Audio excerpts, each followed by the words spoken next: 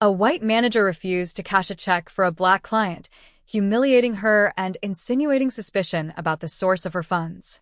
What he didn't realize was that she owned the bank. What happened next will shock even the most seasoned observers. But let's begin at the start. The day began like any other for Mr. Richard Calloway, the manager of a prestigious downtown bank. The branch's gleaming white columns glistened in the morning sunlight as he prepared for another typical day of handling wealthy clients and routines that reaffirmed his place in the financial world. That's when she walked in. Her tall stature and confident posture immediately caught the attention of several staff members and clients. Dressed in a sharp business suit and carrying a leather briefcase of undeniable quality, she approached the counter. "Good morning. I'd like to deposit this check into my account," she said calmly, handing the check to the young cashier. The cashier glanced at the amount and visibly tensed. It was a hefty figure. Quickly regaining composure, she directed the woman to the manager's office. "Ma'am, this is quite a large sum. We'll need you to speak with our manager," the cashier whispered. The woman nodded, her expression unchanged, and headed towards the office. "Mr. Calloway, there's a customer here with a large check," the cashier informed him. Richard looked up from his documents, his expression darkening as soon as he saw the visitor. His years of banking experience told him that this client wasn't typical for his branch, but he masked his thoughts with a professional facade.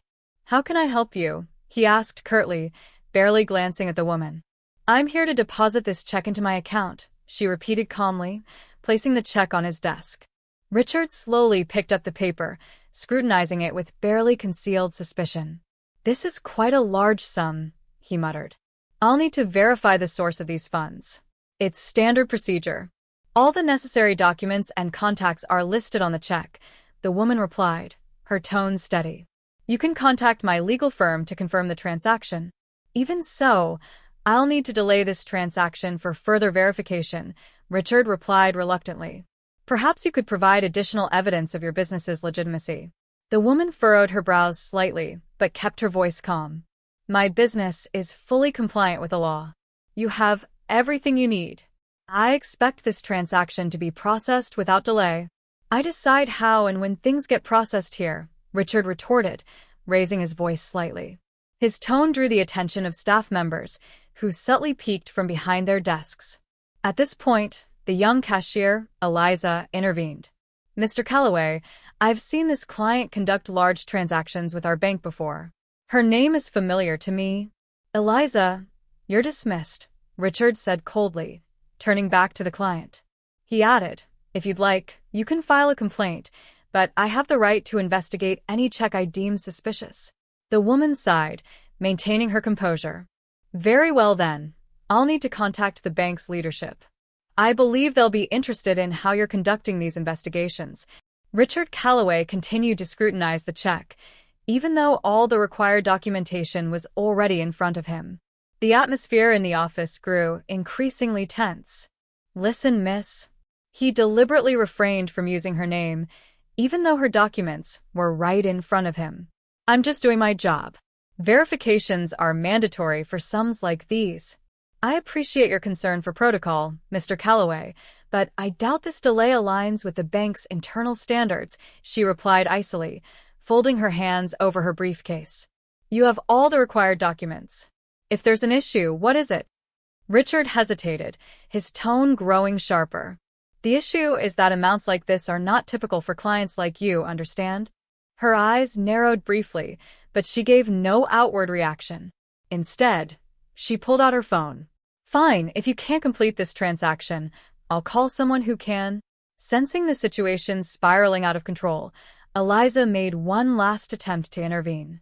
She quietly approached Richard and whispered, "Mr. Calloway, I'm sorry, but I'm confident her account is in good standing.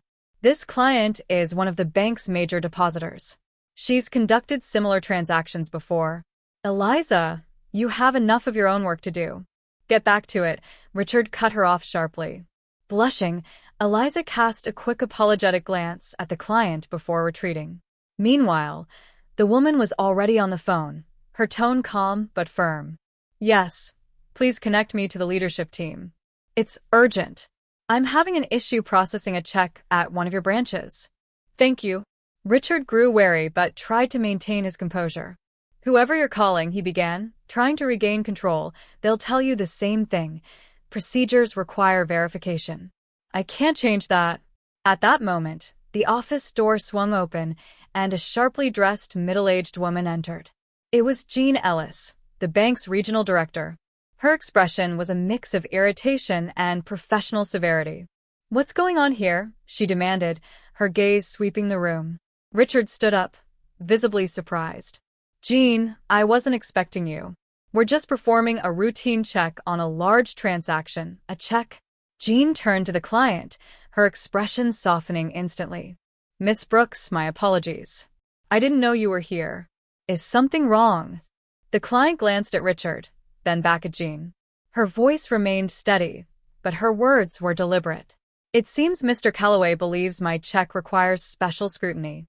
Apparently, his concerns are not about the amount but something else." Jean squinted, clearly catching the implication. "Richard, you do understand who our clients are, don't you?" "Of course," he muttered, visibly nervous. "I just want to ensure everything was in order." "That's enough," Jean interrupted. "Miss Brooks, your transaction will be processed immediately. Please wait in the lounge. I'll personally oversee it."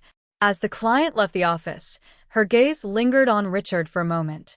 The look in her eyes made it clear. This wasn't over. "Jean, I was just—" Richard began, but she silenced him with a raised hand.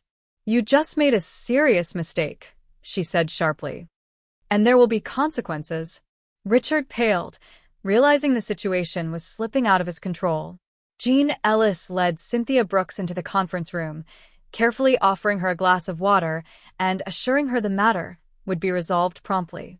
Meanwhile, Richard Calloway, left alone in his office, felt cold sweat trickling down his back. He realized the enormity of his mistake, but it was too late to backtrack. His position in the bank was now in jeopardy, and he frantically tried to come up with an excuse. A few minutes later, Jean returned to his office, her expression stern, her voice sharp. "Richard, do you realize who you were just speaking to?" "A client with a suspicious check," he replied flatly, trying to maintain his composure. "Am I not supposed to verify large sums?" Jean smirked, though her eyes were icy. "Suspicious?"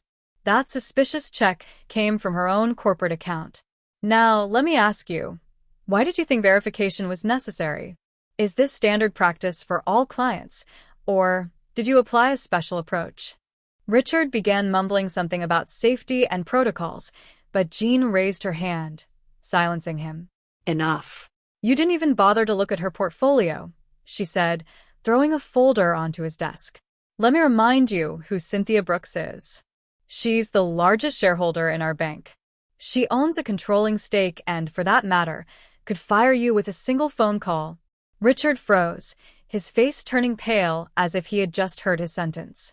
This must be a mistake," he whispered. "You should have known better," Jean countered coldly. "And, do you know what's worse? It wasn't just a mistake. You let your biases interfere with your job. That's unacceptable." Meanwhile, in the conference room, Cynthia calmly reviewed her documents, though her sharp eyes betrayed her focus. A knock on the door interrupted her thoughts, and Eliza entered with a tray holding a glass of water and a folder. "Miss Brooks, I apologize for disturbing you," Eliza said softly. "I just wanted to say thank you for your patience." Cynthia smiled. "Thank you, Eliza. I noticed you tried to help. That says a lot about you." When Eliza left, Cynthia pulled out her phone and dialed a number. Within moments, her voice carried an air of confidence and decisiveness. "Janet, this is Cynthia. I have a request. Gather the leadership team and schedule a meeting. We need to discuss the management of one of our branches." "Yes, it's urgent." Meanwhile, Jean returned to the conference room, her face still tense. "Miss Brooks, everything is ready. Your check has been processed. Please accept my sincerest apologies for what happened." Cynthia stood up, collected her documents, and said, her voice steady and measured, "You're not at fault, Jean, but I can't allow such things to continue in my bank. We're going to have a serious conversation." As she left the branch, clients and staff silently watched her departure. Richard, standing by his office window, could only watch as his career crumbled before his eyes. The next day, Cynthia Brooks sat in the spacious conference room of the bank's headquarters. Across the table from her sat key figures of the management team, including Jean Ellis, who looked noticeably tense, and Richard Calloway, trying to salvage what little dignity he had left. Cynthia began speaking calmly, though her voice was firm. Yesterday's incident at your branch wasn't just a mistake. It's a symptom of a deeper problem. As the largest shareholder in this bank, I consider it my responsibility to address this. She turned her gaze to Jean. You're a professional, but it's your duty to ensure all branches adhere to principles of respect and equality. What happened yesterday is unacceptable. Jean nodded in agreement, but Calloway couldn't stay silent. Miss Brooks, allow me to explain. It was standard procedure. I didn't intend. Cynthia raised her hand, cutting him off. Richard, don't try to justify yourself. Your standard procedures were selective. You ignored my documents, relied on prejudice, and neglected your duties.